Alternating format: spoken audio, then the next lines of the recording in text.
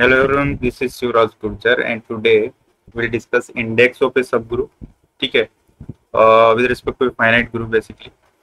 So हमने Coset decomposition discuss किया था. This is direct result from that actually. ठीक है, तो ये हमने डिस्कस किया था कि कोई भी ग्रुप है that can be written as union of its distinct right cosets. ठीक है, H A N. ठीक है, where all these cosets are distinct because we know that cosets will be either disjoint or identical. ठीक है, there is no midway for them, right? So ये हमने discuss किया था. Further I have also discussed this that the number of element in HA1 are same as HA2 and so on. Let us say all these. ठीक है, because group H subgroup H is being multiplied by element, तो number of element won't change. ठीक है, सो अच्छा जैसे ही हमने right को set के लिए किया है वैसे ही लेफ्ट के लिए भी कर सकते हैं. ठीक है, so basically G can be represented the group Z can be represented as union of its distinct cosets with respect to a given subgroup.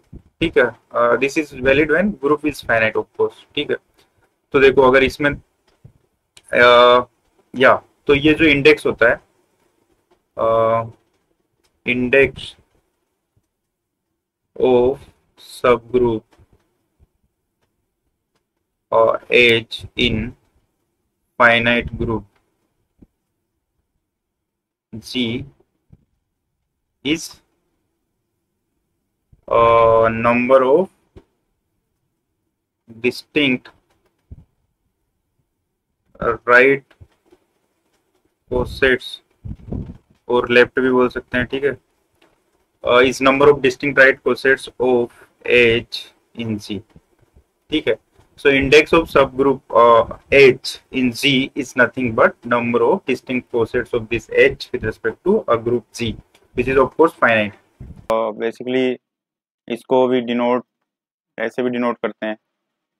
ठीक है, इसका मतलब हुआ कि जो है this represent index of subgroup H in finite group Z, और इसको ऐसे भी रिप्रेजेंट कर सकते हैं index of H with respect to Z. ठीक है, और ये क्या है, this is nothing but number of distinct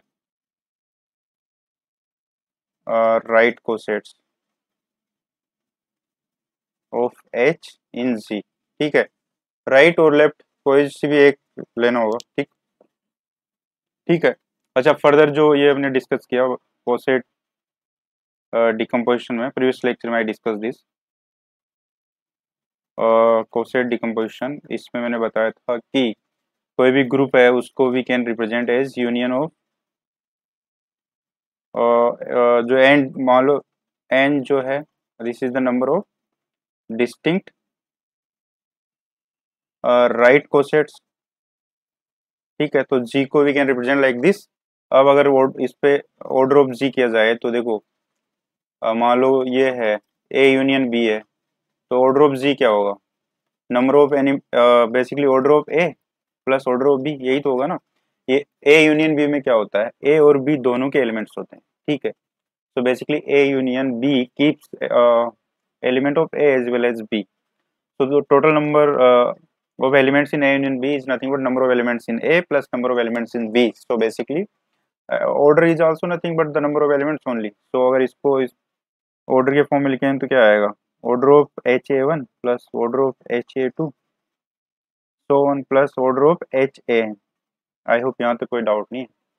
ठीक है, तो देखो अब देखो इसमें further in previous lecture I discussed this that order of HA1 is equals to order of HA2 and so on. ठीक है, बिकॉज जो सब ग्रुप H है उसको किसी भी एलिमेंट से मल्टीप्लाई करो, उसके जो नंबर ऑफ एलिमेंट्स है वो तो सेम ही रहेंगे, बस वो जो एलिमेंट्स है वो मल्टीप्लाई हो जाएंगे. ठीक है, okay, plus H is itself A group, तो बाय क्लोजर जो मल्टीप्लिकेशन के बाद जितने भी एलिमेंट होंगे वो ओरिजिनल एलिमेंट ही रहेंगे. ठीक है, बस उनका ऑर्डर चेंज हो जाए. ऑर्डर इन द सेंस कि ऐसे मान लो A1 A2 एन ऐसे AN है, तो अगर इसको थ्रू आउट ए से मल्टीप्लाई करेंगे तो still all these elements are equal to a1 comma a2 comma a3 and so on, ठीक है. Only that the order has been changed. We don't know, हो सकता है a2 can be a1 और an can be a3 and so on, but सारे element रहेंगे वही.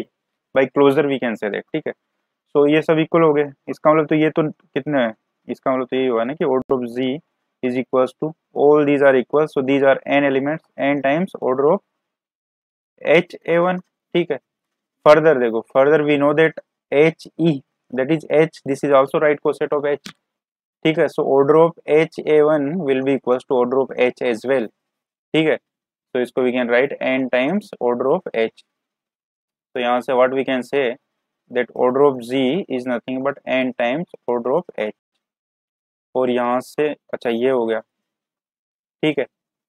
और ये n क्या है, n is nothing but number of distinct right cosets, तो ये तो इंडेक्स ही हो गया basically. This is nothing but index of h in z, ठीक है. तो इसको अगर ऐसे भी लिख सकते हैं ना, order of z divide by order of h is equal to n which is nothing but index of h in z, और we can represent it like this iz, ठीक है, i h सबस्क्रिप्ट g, ठीक है. तो ये हो गया बस. तो ये basically this is the formula to realise index of subgroup in finite group, ठीक है. अच्छा यहाँ से एक चीज ये भी हो रही है कि इसका मतलब जो ऑर्डर ऑफ जी को ऑर्डर ऑफ एच से डिवाइड कर रहे हैं तो एक इंटीजर आ रहा है. अच्छा एन क्या है, एन तो एक नेचुरल नंबर है, नॉट इंटीजर. पॉजिटिव होगा बिकॉज नंबर है ये तो, नंबर है ना, distinct number of cosets, of course positive होगी. सो ये बेसिकली पॉजिटिव इंटीजर है. इसका मतलब तो ये भी हो गया ना कि order of H divides order of G, because जब ऑर्डर ऑफ जी को ऑर्डर ऑफ एच से डिवाइड कर रहे हैं तो जो यहाँ कोएफिशिएंट है वो एन है, इसका मतलब ये इसको डिवाइड कर रहा है, ठीक है. तो ये चीज है, इसको बोलते हैं लेग्रांजेस थ्योरम, लेग्रांजेस थ्योरम, ठीक है. ये इंडेक्स हमने डिफाइन कर दिया और ये लेग्रांजेस थ्योरम है, ठीक है. इसको चलो अलग से लिख लेते हैं. लेग्रांजेस की ज्यादा को डिवैल्यू नहीं कर सकते, ठीक है. लेग्रांजेस थ्योरम, ठीक है. ये क्या बोलती है, if G is finite group and H is its subgroup, then order of H divides order of Z, ठीक है. इसका मतलब हुआ order of H divides order of Z, ठीक है. और we can say that order of H is divisor of order of Z, ठीक है. कैसे बोल सकते हैं, okay. So this is Lagrange's theorem. इसको डिराइव कैसे, ये इस इंडेक्स कॉन्सेप्ट से डिराइव भी हो गई, ठीक है. ओके सो जैसे इसके एग्जांपल देख सकते हैं. अच्छा ये जो है इसका रिवर्स में नोट भी ट्रू है ना, रिवर्स में नोट भी ट्रू, ठीक है. इसका मतलब ये हुआ कि जैसे मान लो एग्जांपल ले लेते हैं, उससे समझ में आ जाएगा. मान लो this is a group 1 alpha, alpha square, alpha cube, alpha power 4, alpha power 5, where alpha is e raised to power iota 5/3. Basically this is nothing but sixth root of unity, ठीक है. e raised to iota 2 m pi लिख सकते हैं 1 को by 6, तो this is e raised to 5 iota m pi by 3 where m varies from 0 1 2 3 4 5, ठीक है. ये हो गया, ठीक है. सो यहाँ पे अल्फा हमने एज्यूम किया है ये. अब देखो ऑर्डर ऑफ जी कितना है, 6 है. This is a group of course, ठीक है. Order of G is 6. अब देखो इसके divisor of order of G ये क्या होंगे, 2 भी इसका डिविजर है, 1 भी है, 3 भी है और 6 भी है, ठीक है. अब देखो ऑर्डर 2 के पर इसमें कोई सब ग्रुप नहीं है. जैसे मान लो कोई कुछ भी ले लो, 1 कोमा अल्फा लिया मान लो, इसको एच एज्यूम किया, तो this is not A not सब ग्रुप बिकॉज अल्फा को जब अल्फा से मल्टीप्लाई करेंगे तो अल्फा स्क्वायर आएगा which doesn't belongs to H, so closure is not satisfied, so this is not a group. सो ऐसे कोई से भी दो एलिमेंट लेंगे अगर हम, then we won't be able to find such subgroup, ठीक है. so converse of Lagrange's theorem is in general not true, ठीक है. So what we can say, if there is a subgroup of a given group, then order of that subgroup will divide order of group. But yeah, or we can say that order of subgroup is a divisor of order of group. But we cannot say that all divisors of group Z means if there are certain divisors of order of Z, then we cannot say that that divisor will also be order of some subgroup. ठीक है, it may not be true basically. Okay, so जैसे हमने example लिया ये sixth root of unity जो हमने discuss किया, ठीक है। तो लैग्रेंजेस थ्योरम का जैसे यूज कहाँ पे होगा हमारे पास, देखो ओके इस टाइप, जैसे ये क्वेश्चन करते हैं, show by use of Lagrange's theorem that a group cannot be represented as union of its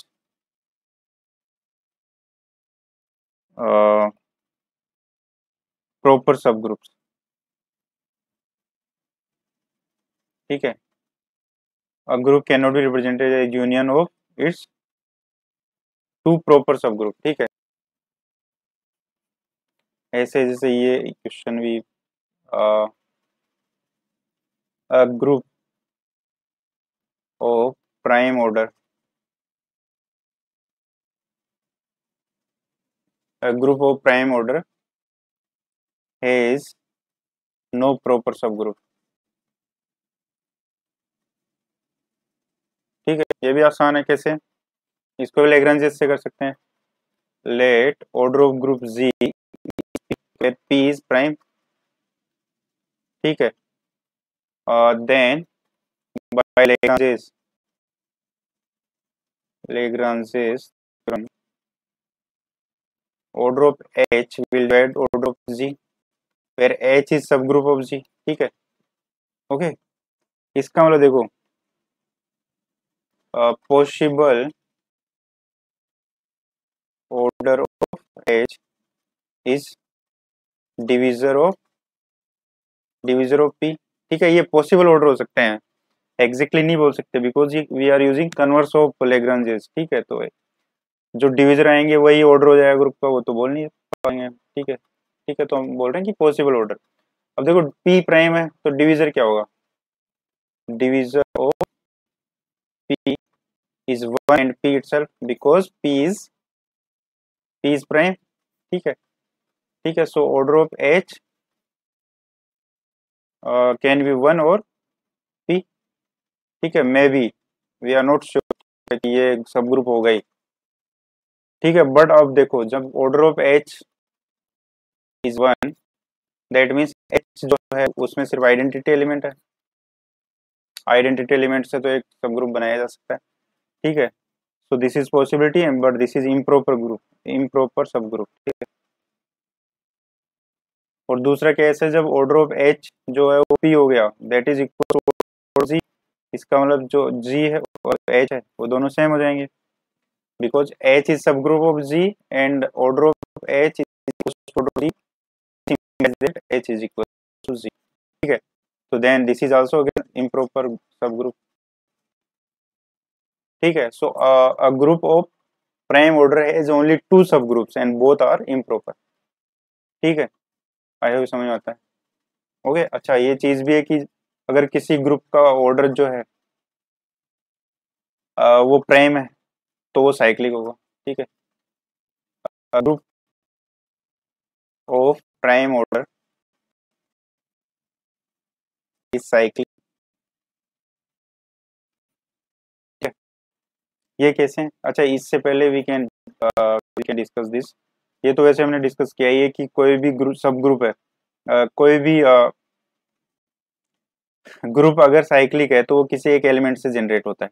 ठीक है, ये साइक्लिक ग्रुप के कॉन्सेप्ट में। ठीक है, अब मान लो कोई भी मान लो ये कोई एलिमेंट ले लिया, वो बी एलिमेंट है, एम है, तो एक सब ग्रुप हम ये सब बना सकते हैं, चीज related by B, ठीक है। Of course order of H will be M only, because B से जनरेट हो रहा है, तो जो बी का ऑर्डर होगा वही इस सब ग्रुप का भी ऑर्डर होगा, ठीक है।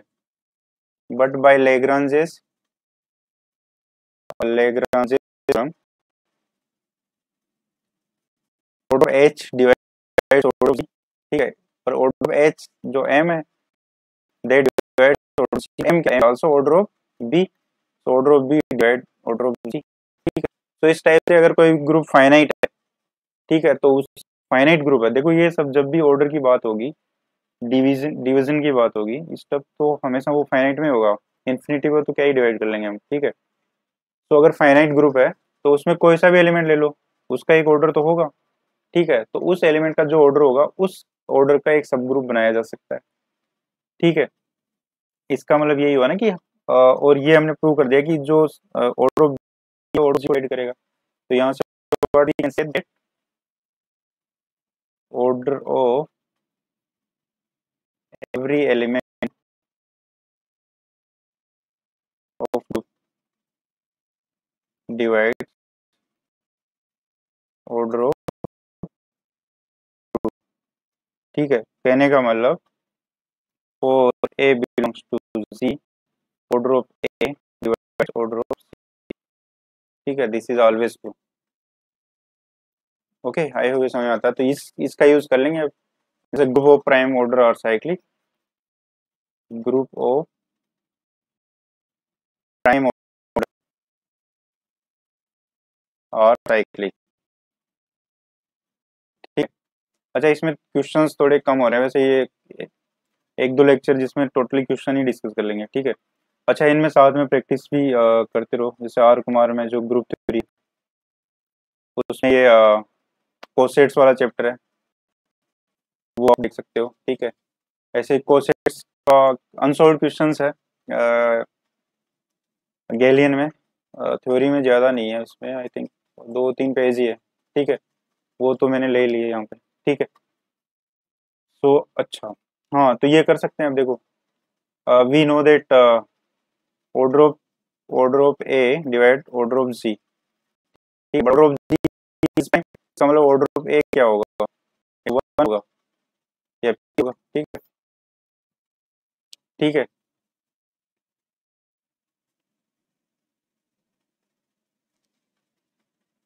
हाँ, कोई भी रैंडम ए लिया हमने, अब देखो अगर ए ऑर्डर ए वन हो गया, मतलब ए तो ई हो गया, ठीक है, तो बट इससे तो हमारा जो ग्रुप है वो ये ट्रिवियल ग्रुप हो जाएगा, order of G one, but this is not because order of group is prime, ठीक है। तो this is ruled out, this is ruled out, so order of A is P, ठीक है। so we can consider a sub H which is generated by that implies order of H is also P। अच्छा, ये group जो है, अच्छा, order of A is P, या ऐसे बोल सकते हैं ना, ये तो हमने डिस्कस किया था, and that is also equals order of G, इसका मतलब C set by, so this is a cyclic group, इसकी जरूरत नहीं है, ओके। ये नॉर्मल सी चीजें हैं, ठीक है, आई होप क्लियर है, ठीक, ओके।